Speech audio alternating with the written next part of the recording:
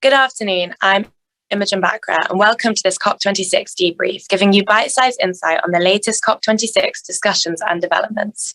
I'm joined today by our climate and ESG specialists, James Close and Caroline Haas, who have been on the ground at COP26 and are just back to give us their key takeaways. Today was the final day of COP26, so we'll reflect on the diverse range of voices we've heard from all over the world this past fortnight and what this COP ultimately means for businesses.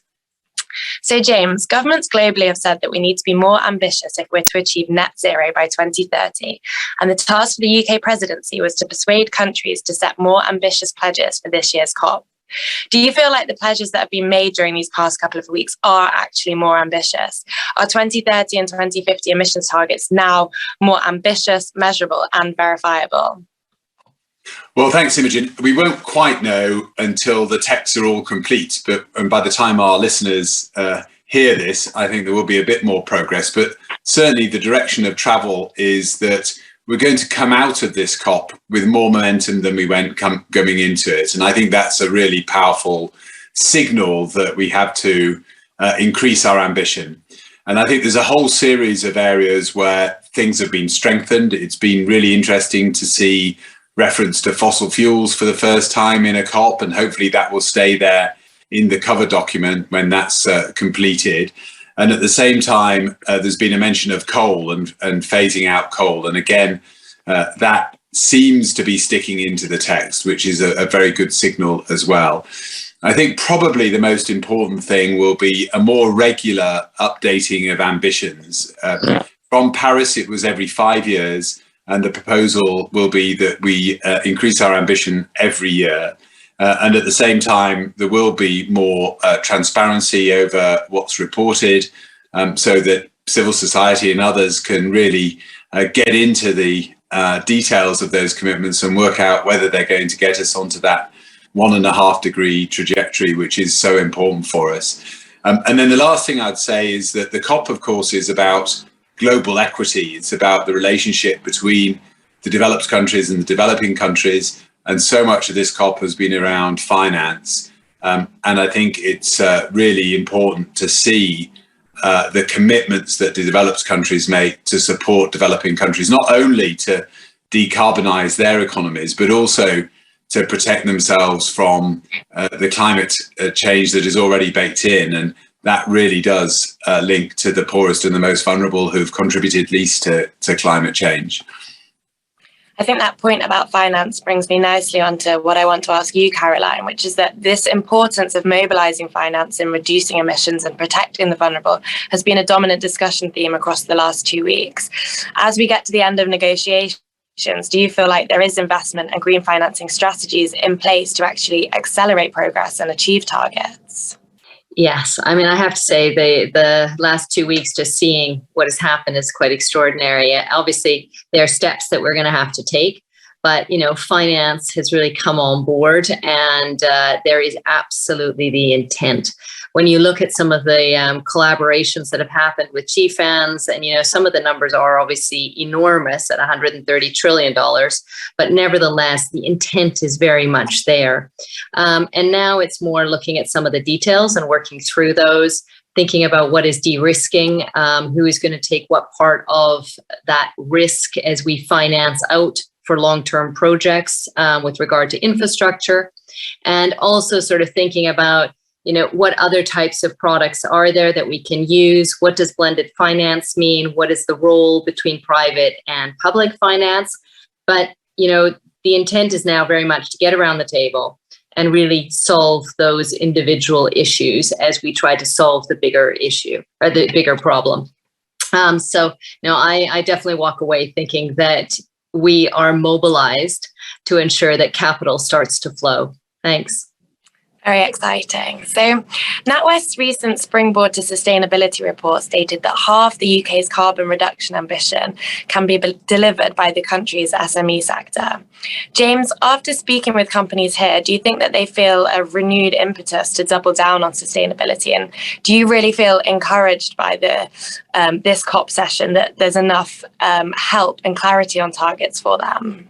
Well, I think it's worth emphasising that the UK really has a leading position in its ambition to decarbonise the economy based on the work that we've already done, to date. So I think the opportunity is certainly there for the business community, and the small and medium-sized enterprises are a key part of that in two regards, I think. One, how can we build sustainable supply chains for big businesses that are going to be under huge scrutiny from investors, and how are they going to get access to services and goods that have got thoughtful decarbonisation and sustainability plans associated with them. So that's a great opportunity for small and medium-sized enterprises. And our Springboard Success Report suggested that the revenue opportunity could be up to $160 billion, and it could in fact create 130,000 jobs as well. So I think there's a significant recognition that small and medium-sized enterprises really are part of the solution. And of course, the innovation that's required to take us to this decarbonised future is going to come from businesses that don't exist today or are very early stages. And again, I think it's really important for those to get access to the capital that they need to enable them to grow as quickly, as effectively as possible, so that they can come up with the innovation and new technologies that are going to be so important. And I think finally, to Caroline's point, they can also be huge helps in emerging markets and developing countries, as those countries are able to get access to that technology in a cost-effective way. So to wrap this up then, I've got a question for both of you. Perhaps, James, you can go first and then Caroline to follow. But really, what do you both feel was the biggest takeaway from this COP session? And what conditions do you think that businesses will be operating in over the next few decades? Well, I think two things, Imogen. One, everybody is now talking about the importance of climate action and the urgency of it. There is no question of the science. That is really a significant step forward. And the second thing, I think, is that if we're going to do what we need to do, which is enormous when you think about halving emissions by 2030, we have to change the way in which we work and the system that we're operating in. And I think that really signals to collaboration like our lives depended on it. And if I'm honest, they really do, and certainly the lives of the next generation. So hopefully we can all work together to really drive the agenda and scale up our ambition. And same to you then, Caroline. All right. Well, I'll start right where James ended. I think collaboration.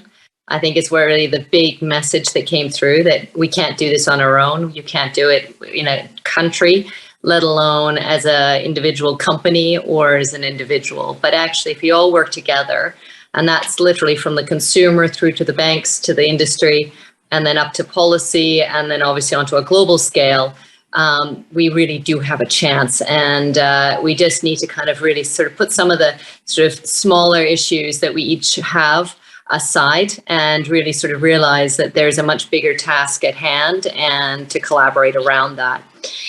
The other point I think that really stuck in my mind, and Alison Rose had said this multiple times, is that we're really rewiring the global economy. And I think, it goes to the point, this is an enormous task, but it will be better for all of us in the future. And that's why we need to think about the next generations. We need to think about other communities, etc.